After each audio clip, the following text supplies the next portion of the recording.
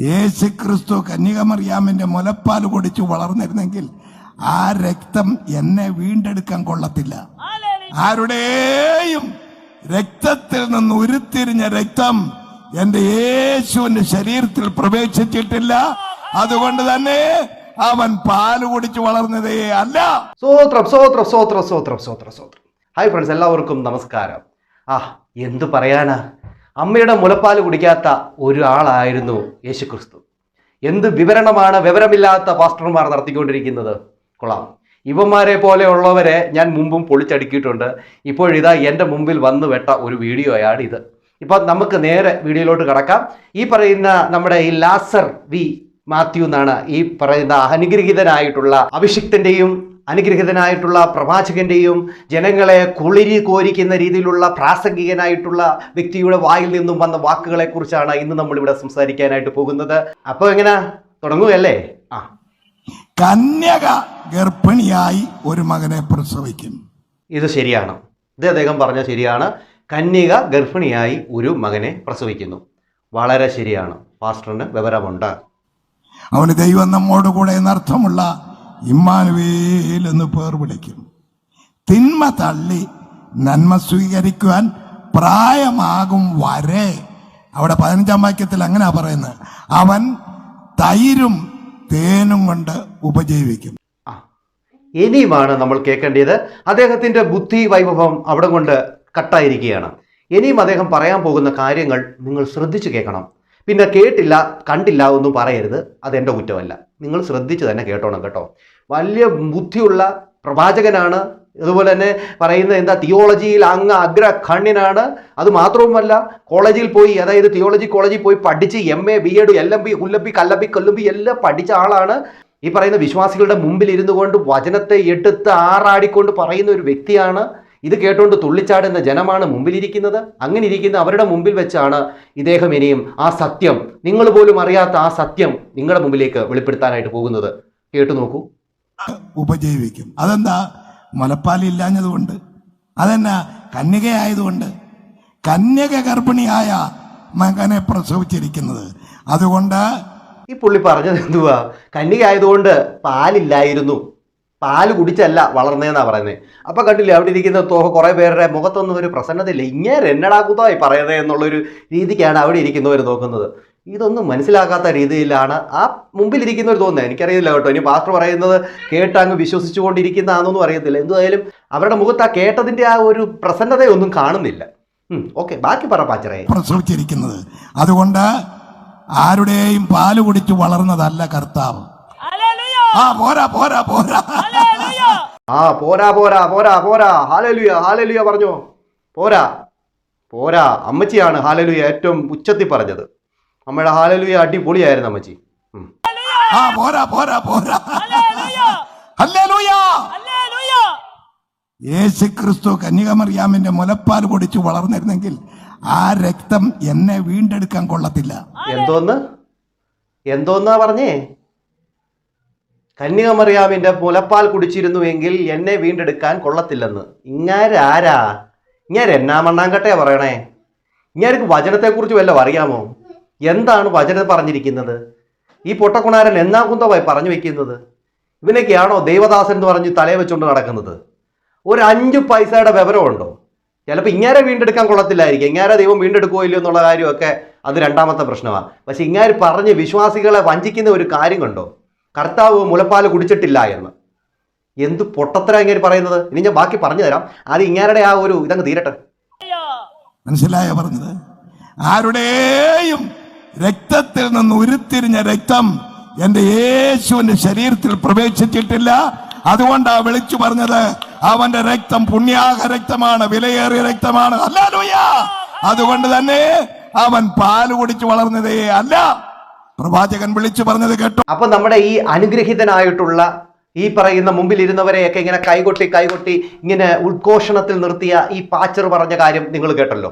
ഈ പറയുന്ന പാച്ചർ പറഞ്ഞ പ്രകാരം യേശു ക്രിസ്തു മുലപ്പാല് കുടിച്ചിട്ടില്ല എന്നാണ് ഈ പറയുന്ന പാച്ചർ പറഞ്ഞു വെക്കുന്നത്. എന്നാൽ അങ്ങനെയാണോ? എടാ എൻ്റെ പൊന്നു പാച്ചറേ, ഇങ്ങനെ ജനിച്ചപ്പോൾ എങ്ങനെയായിരുന്നു? മുലപ്പാൽ കുടിക്കാതെ ആയിരുന്നോ ജീവിച്ചത്? ഒരു കുഞ്ഞ് ഒരു അമ്മയുടെ ഉദരത്തിൽ ഉത്ഭവിക്കുന്ന അന്നു തൊട്ട് തന്നെ ആ അമ്മയിൽ എന്ത് പറയുന്നേ മുലപ്പാലുണ്ടാകും. ആ മുലപ്പാൽ കുടിച്ചിട്ടാണ് ആ കുഞ്ഞുങ്ങൾ വളരുന്നത്. പ്രസവിച്ച ഒരു അമ്മയല്ലയോ ഈ പറയുന്ന കന്യാമറിയാമ്മ? അപ്പം മുലപ്പാൽ കാണത്തില്ലയോടാ പൊട്ടപ്പാസ്റ്ററെ? നീ അത് എന്ത് വിചാരത്തിലാണ് നീ ഈ പറയുന്ന വിശ്വാസികളെ പറഞ്ഞു പറ്റിക്കുന്നത്? ഇവിടെ മറിയം പ്രസവിച്ചെന്ന് പറയുന്നു. ഈ പ്രസവിച്ച മറിയം ഒരു പിഞ്ചു കുഞ്ഞിനെ, ഇങ്ങാർക്കും ഉണ്ടല്ലോ മക്കളൊക്കെ ജനിച്ച ആളല്ലയോ? അപ്പൊ നിങ്ങളുടെ ഭാര്യ എങ്ങനെയായിരുന്നു? കുഞ്ഞുങ്ങൾക്ക് പാൽ കൊടുക്കാതെയൊക്കെയാണോ വളർത്തിയത്? അതും പിഞ്ചു കുഞ്ഞിന് പാൽ കൊടുക്കാതെ തൈരും തേനും മാത്രം കൊടുത്താലത്തെ അവസ്ഥ എന്താ? എങ്ങനെയാണ് അവസ്ഥ? ദൈവം ഭൂമിയിൽ ജനിച്ചത് ഒരു മനുഷ്യപുത്രനായിട്ടാണ്. അതുകൊണ്ട് തന്നെ മനുഷ്യൻ എന്തൊക്കെ ചെയ്തിരുന്നു, ഒരു കുഞ്ഞ് ജനിച്ചു കഴിഞ്ഞാൽ അപ്പിയിടും, മൂത്രം ഒഴിക്കും, അതോടൊപ്പം തന്നെ കുഞ്ഞ് എന്തൊക്കെ ചെയ്യുമോ അതെല്ലാം ചെയ്തിരുന്നു. അമ്മയുടെ മുലപ്പാൽ കുടിച്ചിരുന്നു. അതൊന്നും നിങ്ങളുടെ വിശ്വാസികളെ പറഞ്ഞു മനസ്സിലാക്കാതെ എന്നാ മണ്ണാങ്കട്ടയാണോ ഞാൻ ഈ പറഞ്ഞു കൊടുക്കുന്നത്? എന്ത് പൊട്ടത്തര പറഞ്ഞു കൊടുക്കുന്നത്? എന്തിന്റെ ബേസിലാണ് നിങ്ങൾ ഈ പറയുന്നത്? ഈ തൈര് ഒരു പിഞ്ചു കുഞ്ഞിന് കൊടുത്തു കഴിഞ്ഞാലേ ആ കുഞ്ഞ് ദഹനക്കേട് വന്ന് ചത്തുപൊത്തില്ലയോ? ഇങ്ങനെയൊക്കെ എന്ത് ബോധമില്ലായ്മയാണ് ഇങ്ങനെ പറയണത്? കുറച്ചെങ്കിലും ഒരു കോമൺ സെൻസ് വെച്ച് ചിന്തിക്കടോ. ദൈവം മനുഷ്യനായിട്ട് ഭൂമിയിൽ ജനിച്ച അന്ന് തൊട്ട് ഒരു മനുഷ്യൻ എങ്ങനെ ചെയ്യുന്നു, എന്തൊക്കെ ചെയ്തിരുന്നു, അതെല്ലാം ചെയ്താണ് വന്നത്. അല്ലാതെ താനൊക്കെ എന്തിതിലാ പറയണേ? എന്തറിഞ്ഞിട്ടാണ്? എന്താ നിങ്ങൾക്ക് ഇതിനെക്കുറിച്ച് അറിയാം? നീയൊക്കെ തിയോളജിയിൽ പോയി പഠിച്ചു എന്നൊക്കെ പറയുന്നുണ്ടല്ലോ. എന്ത് വിവരമില്ലായ്മയെ പറഞ്ഞു വെക്കുന്നത്? എന്തെങ്കിലും ബോധമുണ്ടോ? പാവം പിടിച്ച വിശ്വാസികളെ പറ്റിക്കാൻ വേണ്ടി നിന്റെയൊക്കെ വായി തോന്നുന്നത് ഇങ്ങനെ അങ്ങ് പറഞ്ഞ് എന്തിനാ ഇതൊക്കെ കാട്ടിക്കൂട്ടുന്നത്? എനിക്ക് ഒട്ടും പിടുത്തവും കിട്ടുന്നില്ല. ഇവിടെ ഈ യേശുക്രിസ്തു ഇവിടെ കുഞ്ഞായിട്ടിരുന്നപ്പോൾ അമ്മയുടെ മുലപ്പാൽ കുടിച്ച് തന്നെയാണ് വളർന്നത്. നിങ്ങൾക്ക് തെളിവ് വേണോ?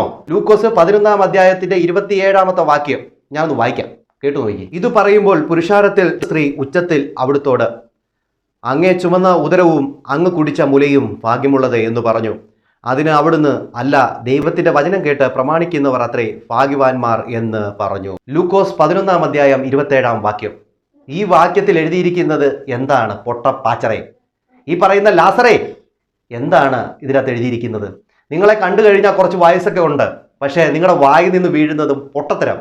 ഇങ്ങനത്തെ പൊട്ടത്തരം വിളമ്പി വിശ്വാസികളുടെ കയ്യടി വാങ്ങി സ്വോത്രക്കാഴ്ചയും വാങ്ങി അങ്ങ് ഞെളിഞ്ഞിരിക്കുമ്പോൾ ദൈവവചനങ്ങൾ കറക്റ്റായിട്ട് ജനങ്ങളിലേക്ക് എത്തിക്കണം. അതാണ് നിങ്ങളുടെ കടമ. അത് ചെയ്യാതെ ഇതുപോലെ പൊട്ടത്തരം വിളമ്പിയിട്ട് അവരെ നിത്യനരകത്തിലേക്ക് കൊണ്ടു തള്ളുന്ന രീതിയിലുള്ള പ്രവർത്തനങ്ങൾ ചെയ്യാതിരിക്കൂ. നിങ്ങൾ എന്താണ് കാണിക്കുന്നത്? നിങ്ങൾ മറിയത്തെ ദൈവമല്ല എന്ന് നിങ്ങൾ ചിത്രീകരിക്കാൻ വേണ്ടി നിങ്ങൾ പറയുന്നതായിരിക്കാം. അതിന് പറയാൻ എത്ര കാര്യങ്ങളുണ്ട് വചനത്തിൽ. അതൊന്നും ഇല്ലാതെ ഈ ഒരു കാര്യം നിങ്ങൾ എടുത്തു പറഞ്ഞല്ലോ. അതായത് യേശുക്രിസ്തു മുലപ്പാൽ കുടിക്കാതെ തൈരും തേനും കുടിച്ചാൽ വളർന്നതെന്ന്. എന്ത് ലോജിക്കോടെയാണോ നിങ്ങൾ സംസാരിക്കുന്നത്? എന്ത് ലോജിക്കോടുകൂടിയാ? അങ്ങനെയാണെങ്കിൽ സ്നാപകയോഹന്നാൻ വെട്ടുക്കിളിയും തേനും ഭക്ഷിച്ചുകൊണ്ടാണ് ജീവിച്ചതെന്ന് പറയുന്നു. അപ്പോൾ അദ്ദേഹവും മുലപ്പാൽ കുടിച്ചിട്ടില്ലേ? ഇല്ലേ? എടോ പൊട്ട, അത് കുഞ്ഞിന് ഒരു വയസ്സ് വരുന്നിടം വരാത്ത കാര്യമാ ഈ മുലപ്പാൽ കുടിയെന്ന് പറയുന്നത്. ഇങ്ങാർക്ക് മകൻ ജനിച്ചാൽ അന്ന് തൊട്ട് നിങ്ങൾ കുറച്ച് തൈരൊന്ന് കൊടുത്തു നോക്ക്, എന്ത് സംഭവിക്കുമെന്ന്. ആ കുഞ്ഞ് അപ്പിയിട്ടിരുന്നു, ആ കുഞ്ഞ് മൂത്രമൊഴിച്ചിരുന്നു, എല്ലാ കാര്യങ്ങളും ചെയ്തിരുന്നു.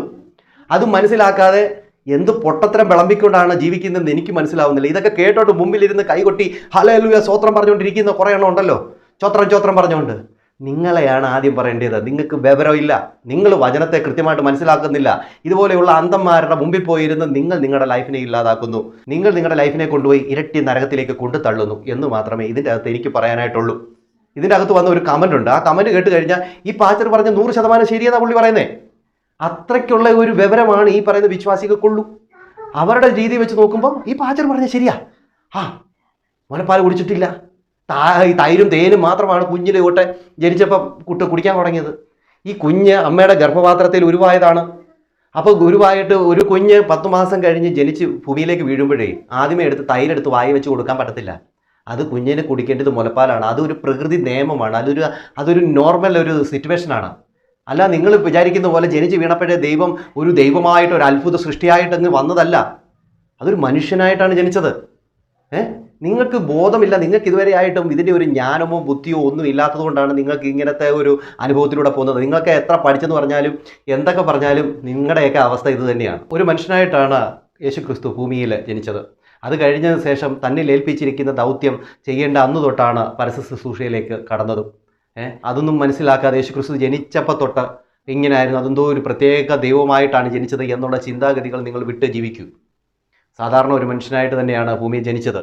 അതാദ്യം ബോധത്തോടെയും വിവേകത്തോടെയും കൂടെയും മനസ്സിലാക്കി ജീവിക്കാനുള്ള ഒരു സാമാന്യ ബുദ്ധിയെങ്കിലും നിങ്ങൾക്ക് വേണമെന്നാണ് എനിക്ക് പറയാനുള്ളത്. എന്താണ് പ്രേക്ഷകരെ, നിങ്ങൾക്ക് തോന്നുന്ന നിങ്ങളുടെ അഭിപ്രായ നിർദ്ദേശങ്ങളും കമൻറ്റ് ചെയ്യുക.